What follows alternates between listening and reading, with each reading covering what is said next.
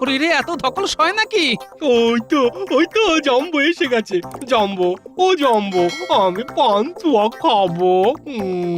এই রে, পূর্ণিমার আগেই অমাবস্যা এসে গেছে।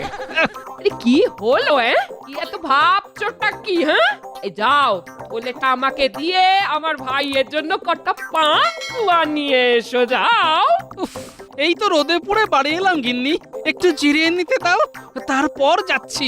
ওসব পরে জিরোবে, যাও এখন ঝটপট আমার ভাইয়ের জন্য পান্তুয়া নিয়ে এসো।